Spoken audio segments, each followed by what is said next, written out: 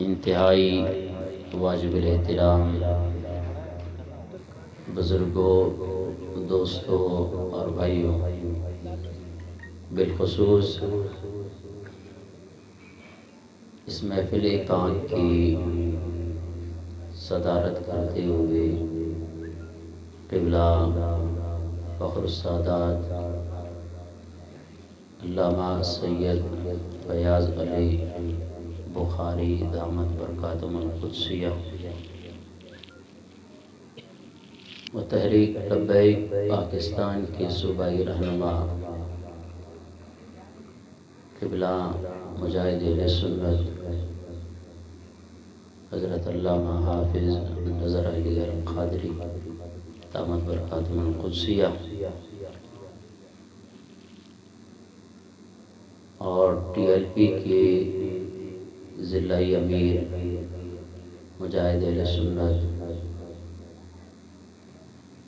قبلہ حاجی زاہد حسین سلطانی اور T L P کے جنرل سیکریٹری محترم جناب گلجان قادری صاحب اور محسن اہل سنت مجاہد اہل سنت بانی محفل محترم جناب عبد القیوم سمرو رضوی صاحب اور بانی محفل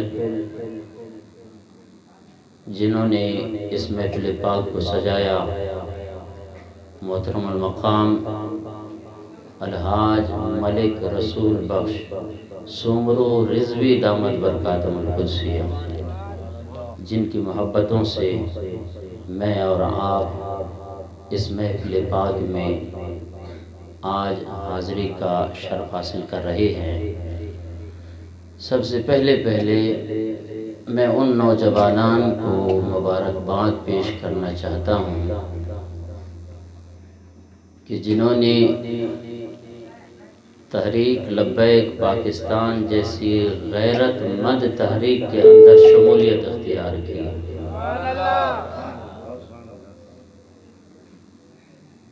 عبدالصمد سمرو صاحب، محمد یونس چانڈیو صاحب، محمد عرفان رند، محمد فہیم ہاڑا، رحیم بخش میسر، منصور احمد سمرو، خان محمد سمرو، ملک عبد القادر کڑک سے، اور یہ سب فیض ہے قائد ملت اسلامیہ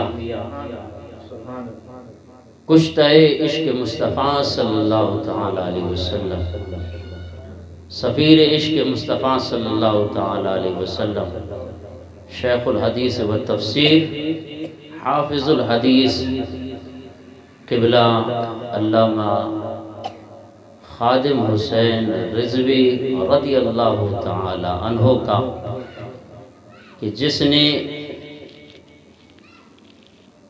جاتے جاتے نوجوانوں کے اندر عشق مصطفیٰ صلی اللہ تعالی وسلم کی شمع روشن کر دی۔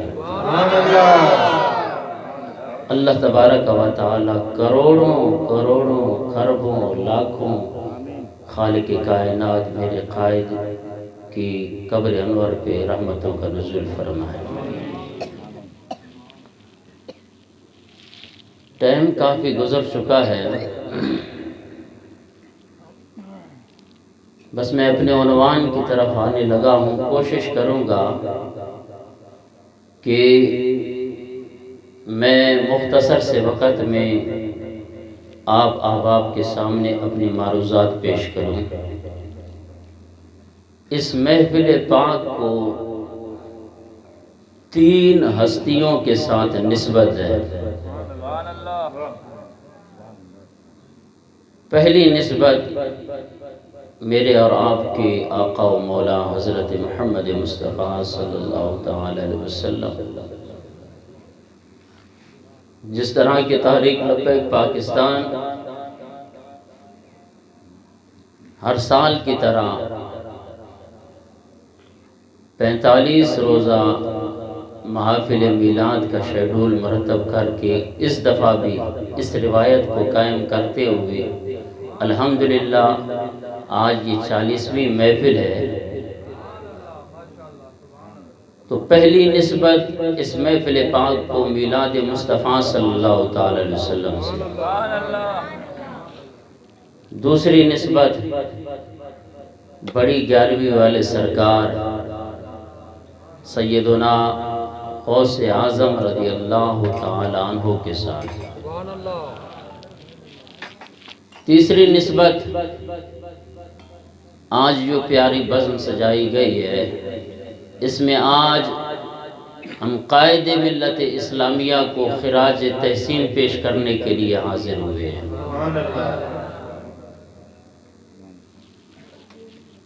آئیے پہلی نسبت کی طرف کہ حضور نبی کریم صلی اللہ تعالی علیہ وسلم کے میلاد منانے کے کیا کیا فوائد ہیں۔ انشاءاللہ کوشش کروں گا کہ تینوں کو مختصر سے وقت میں سمیٹ لوں۔ میرے آقا کے میلاد منانے کے اتنے فوائد ہیں کہ ہماری زندگیاں بیت جائیں تب بھی حضور نبی کریم صلی اللہ تعالی علیہ وسلم کے میلاد کے فوائد کا ہم احاطہ نہیں کر سکتے۔ مسلمان تو مسلمان جب میرے اور آپ کے آقا و مولا حضرت محمد مصطفیٰ صلی اللہ تعالی علیہ وسلم کا میلاد، آپ کے میلاد کی خوشی، آپ کی پیدائش کی خوشی اگر کافر بھی کرتا ہے تو اللہ تبارک و تعالی اسے بھی اپنی رحمت سے محروم نہیں رکھتا۔ جس طرح کہ بخاری شریف میں ابو لہب مرا، دیکھنے والے نے اس کو خواب میں دیکھا اور پوچھا کہ اللہ تبارک و تعالی نے تیرے ساتھ کیا معاملہ کیا؟ کہنے لگا بڑے عذاب میں مبتلا ہوں، بس جب پیر کی رات آتی ہے اللہ تبارک و تعالی میرے عذاب کے اندر تخفیف فرما دیتا ہے۔ کافر جس کی مذمت میں خالق کائنات نے قرآن پاک کے 30ویں پارے میں سورہ لہب نازل کی، ایسا بدترین کافر جو حضور نبی کریم صلی اللہ تعالی علیہ وسلم کو نبی سمجھ کے نہیں، محمد سمجھ کے نہیں، بلکہ اپنا بھتیجا سمجھ کے خوشی کرتا ہے، اللہ اسے محروم نہیں کرتا تو پھر ان عشاقان مصطفیٰ کو کیسے محروم کرے گا؟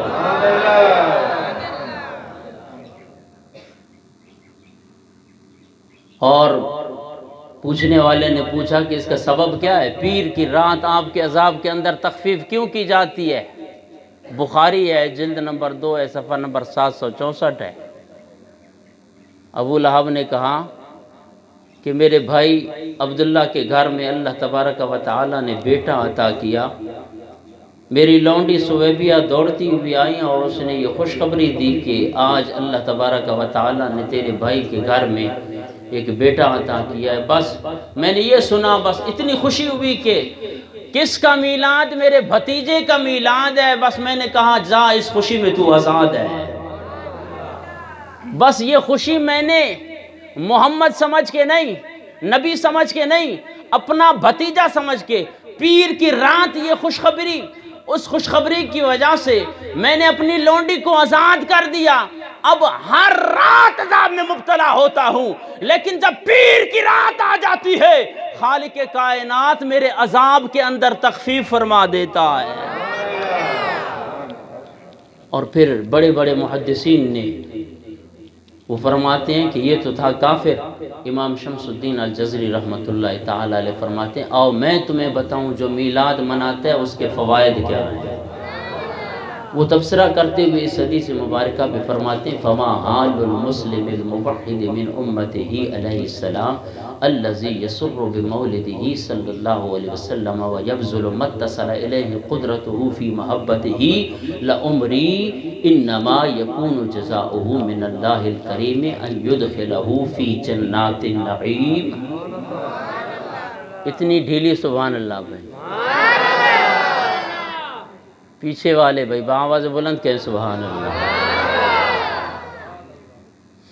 اب تک 4-5 پروگرام اور باقی ہیں، بآواز بلند کہیں سبحان اللہ۔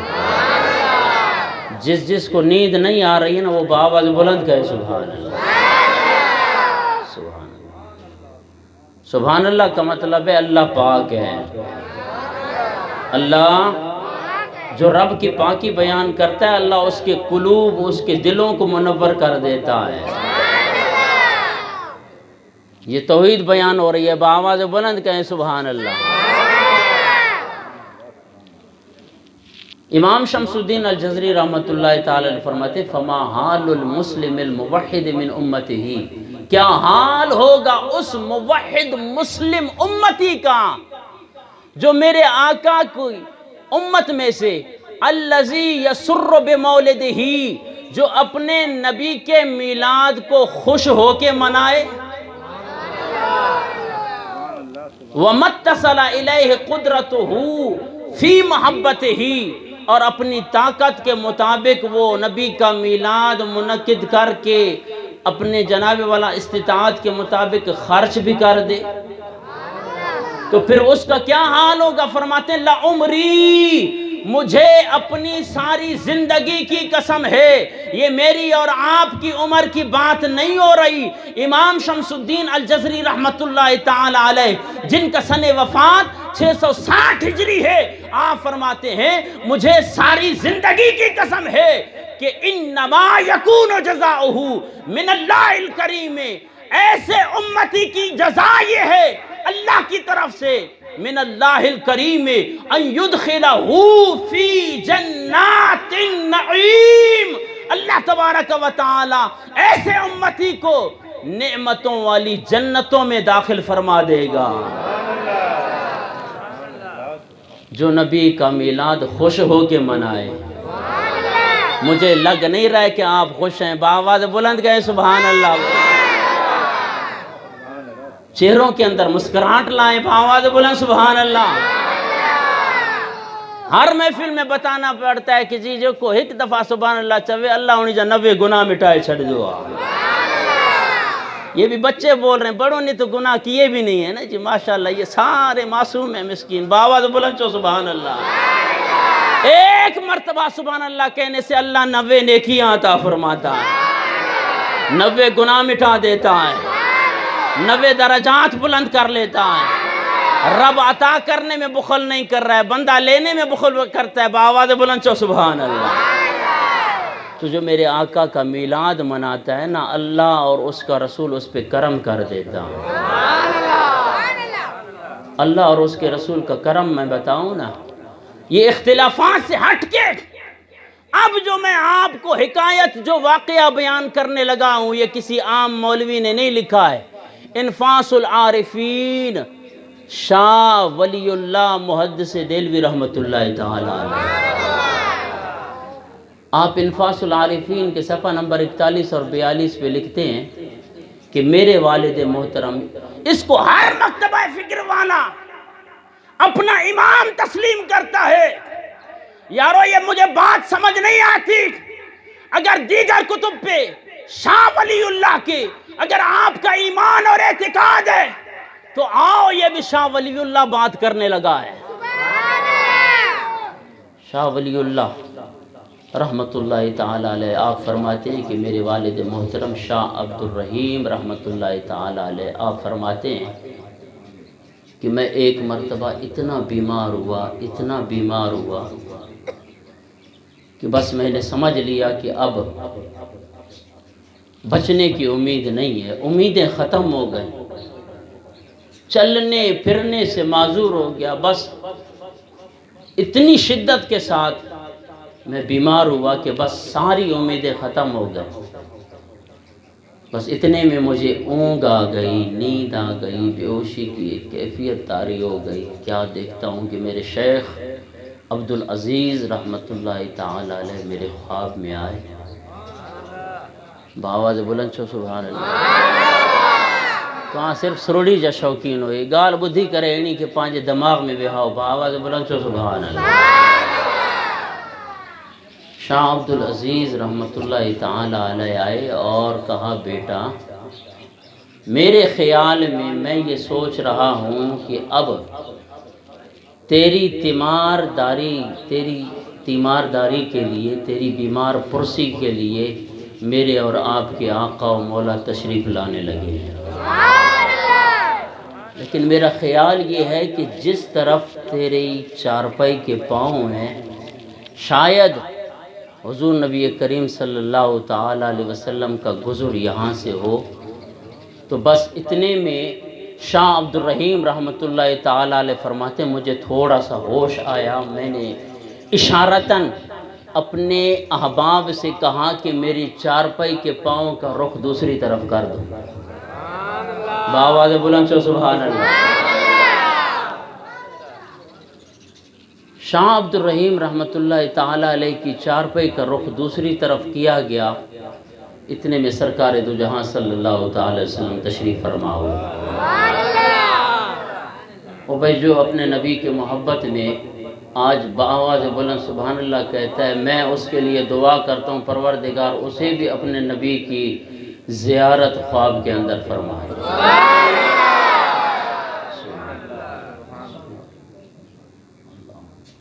حضور نبی کریم صلی اللہ تعالی وسلم تشریف لائے، کہا کیف حالک یا بنی،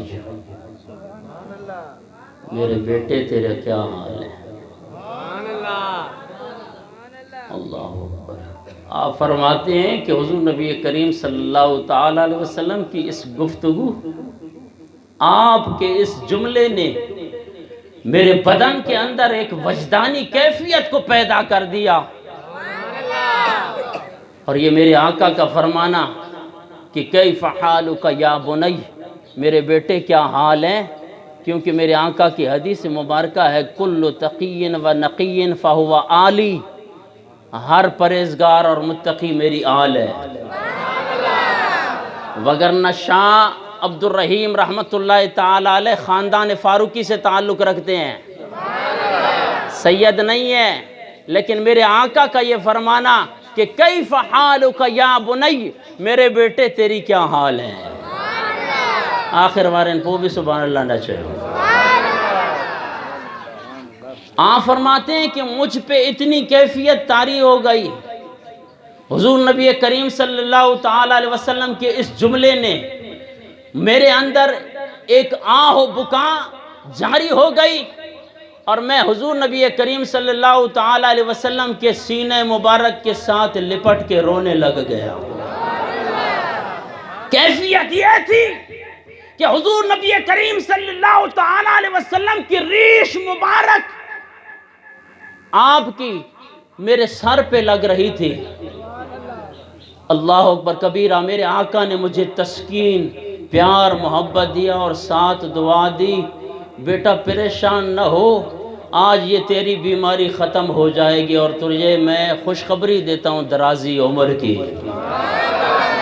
میرے آقا نے یہ ارشاد فرمایا، مجھے تسکین ملا، لیکن میرے دل میں خیال آیا، میرے دل میں خیال آیا، کیونکہ حضور نبی کریم صلی اللہ تعالی علیہ وسلم کی ریش مبارک میرے سر پہ لگ رہی تھی۔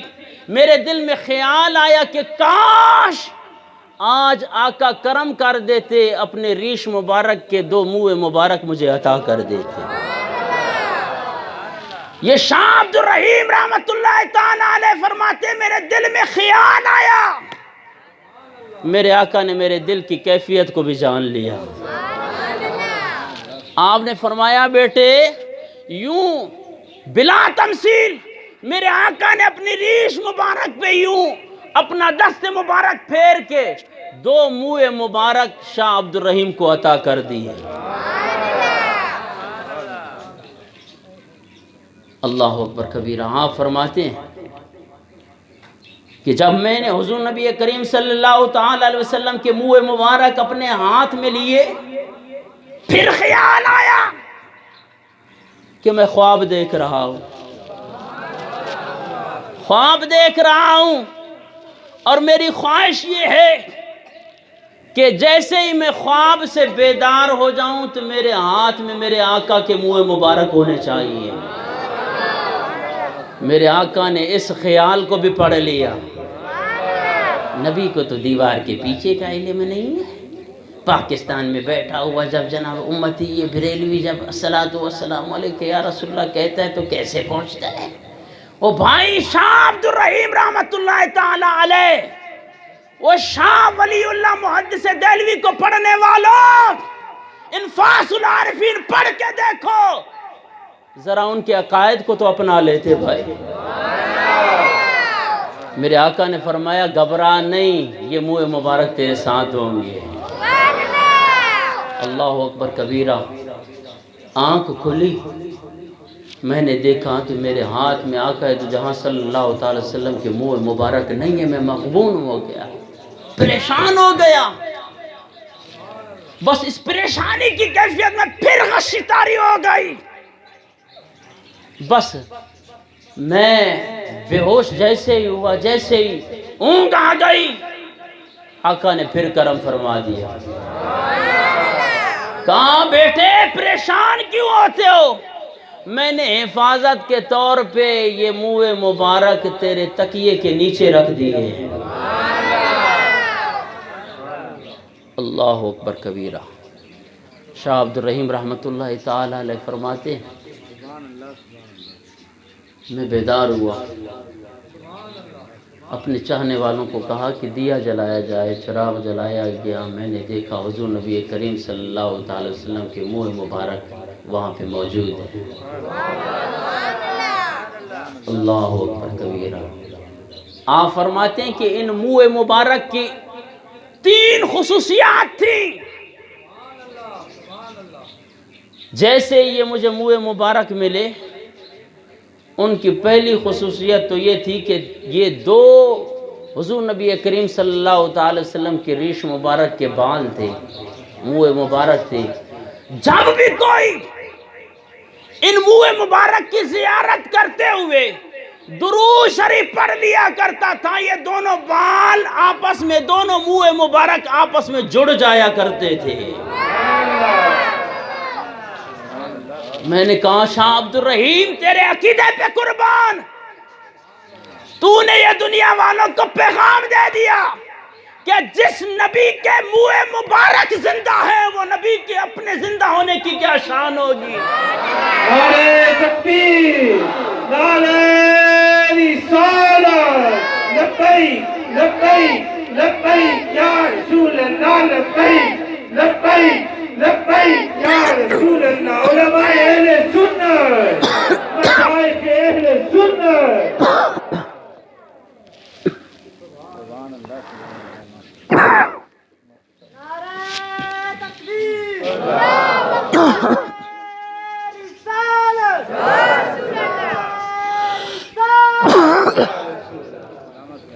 سبحان۔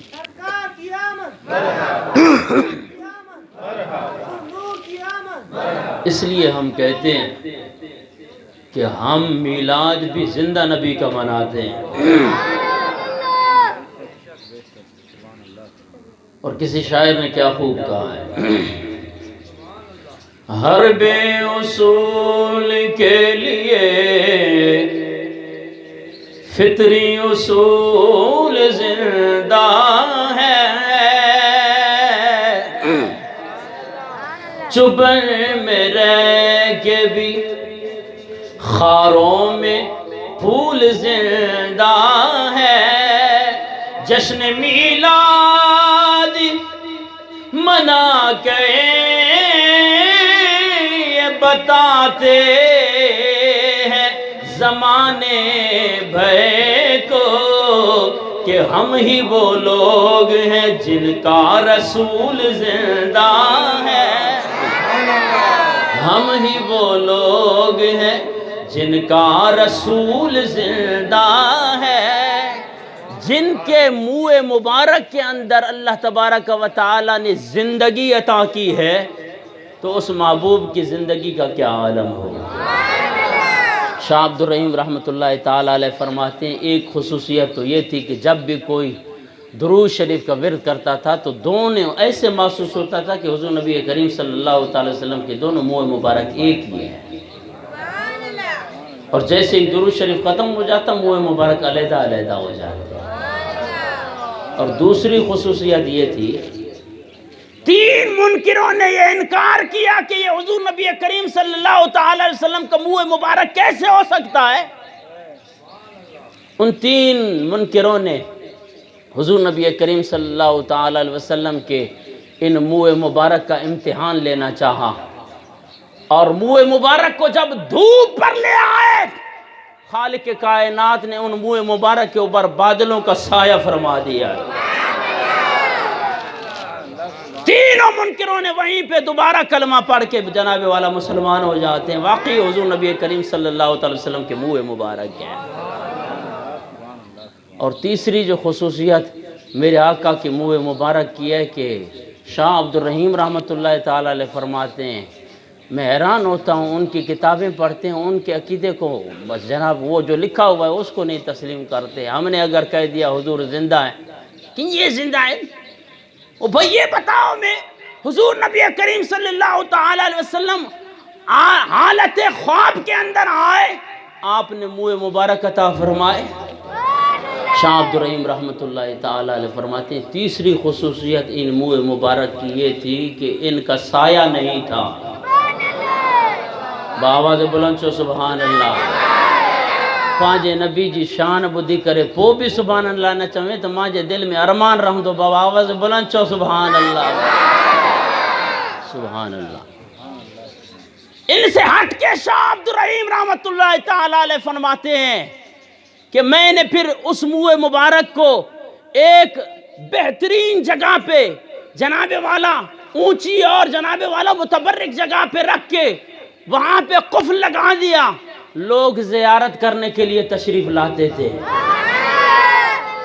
ایک مرتبہ پورا مجمع آیا، میں نے قلف کو کھولنا چاہا قلف نہ کھلا، مراقبے کی حالت میں چلا گیا۔ میرے آقا نے فرمایا کہ یہاں پہ کوئی بے وضو اور بے غسل شخص آیا ہے۔ اللہ اکبر کبیرہ۔ اب شاہ عبد الرحیم رحمۃ اللہ تعالی علیہ فرماتے ہیں کہ میں نے اس کو راز رہنے دیا، اور میں نے جا کر مجمع کے اندر اعلان کر دیا کہ مہربانی فرما کر سارے جناب والا غسل کر کے آئیں، اس کے بعد منہ مبارک کی زیارت ہوئی۔ جیسے ہی وہ اب یوں کسی کا نام لے کے جناب فلانو بے وضو بیٹھو آ، یہ شرمندگی والی بات تو ہے نا جی۔ آپ نے فرمایا سب جائیں غسل کر کے آئیں، تو پھر اپنے نبی کے منہ مبارک کی زیارت کرتے ہیں۔ اللہ اکبر کبیرہ۔ جیسے ہی وہ بندہ اس محفل سے جناب والا ہٹتا ہے تو وہ قلف جو ہے وہ خود بخود کھل جاتا ہے۔ اللہ اکبر کبیرہ۔ یہ آقا دو جہاں صلی اللہ تعالی علیہ وسلم کے منہ مبارک اور آپ کی میلاد کی برکت۔ اور آئیے اس محفل پاک کو جو دوسری نسبت ہے وہ ہے جناب والا میرے اور آپ کے مرشد اور جناب والا سیدنا حضور غوث اعظم رضی اللہ تعالی عنہ۔ کیونکہ قرآن نے یہ حکم ارشاد فرمایا، یا ایھا الذین آمنوا اتقوا اللہ، اے ایمان والو، اے میرے محبوب کے ایمان والے امتیوں۔ یہ اس طرح کا پیارا لقب خالق کائنات نے حضور نبی کریم صلی اللہ تعالی علیہ وسلم کی امت کو قرآن کے اندر ایک مرتبہ نہیں، 2 مرتبہ نہیں، 10 مرتبہ نہیں، بلکہ خالق کائنات نے 88 مرتبہ یہ جملہ ارشاد فرمایا، اے ایمان والو اتقوا اللہ، اللہ سے ڈرو، وَكُونُوا مَعَ الصَّادِقِينَ، اور سچوں کی جماعت میں شامل ہو جاؤ۔ خالق کائنات نے 2 چیزوں کا تذکرہ ارشاد فرمایا، 2 خزانوں کا ذکر ارشاد فرمایا۔ خالق کائنات نے فرمایا ایک خزانہ ہے ایمان کا، دوسرا خزانہ ہے تقوی اور پرہیزگاری کا۔ تو جناب والا جہاں پہ خزانہ پایا جاتا ہے، چور چوری کرنے بھی وہاں پہ آ جاتا ہے۔ تو ان خزانوں کا چور تو شیطان ہے، کیونکہ قرآن تو کہتا ہے کہ میں انسان کا کھلا دشمن ہوں۔ تو خالق کائنات نے ارشاد فرمایا اگر ان دونوں خزانوں کی حفاظت چاہتے ہو تو پھر آؤ میں تمہیں بتاتا ہوں کہ تم جناب والا کس جماعت کے اندر شامل ہونا چاہتے ہو. آؤ میں تمہیں بتاؤں. ہر کسی نے کہا کہ جناب ہم اللہ کی راہ میں نکلتے ہیں, اللہ کی جناب والا ہاں ان کی تبلیغ کو بیان کیا جاتا ہے, توحید کا تذکرہ کیا جاتا ہے, پروردگار سے پوچھتے ہیں مولا اگر ہم نے ایمان کی حفاظت چاہی ہے, اگر ہم ایمان کی حفاظت چاہتے ہیں, ان دونوں خزانوں کی حفاظت چاہتے ہیں, تو کس جماعت کے اندر شامل ہو جائیں؟ پروردگار نے ارشاد فرمایا وَكُونُوا مَعَ الصَّادِقِينَ, ان سچوں کی جماعت میں شامل ہو جاؤ. خدا کی قسم آج یہ قبلہ امیر المجاہدین رحمت اللہ تعالی علیہ کا یہ فیض ہے, آپ نے ایسی بابرکت جماعت عطا کی ہے کہ اس کے اندر ایمان کی بھی حفاظت ہو جاتی ہے اور تقوی کی بھی حفاظت ہو جاتی ہے. آپ نہیں دیکھتے کہ یہ نئی جنریشن, یہ نئی جناب نوجوان, جناب پیدا ہونے والا بچہ, اس کے بعد جناب والا اس کی زبان پہ بھی لبیک لبیک لبیک یا رسول اللہ, لبیک لبیک لبیک یا رسول. یہ فیض ہے میرے اور آپ کے قائد ملت اسلامیہ کا.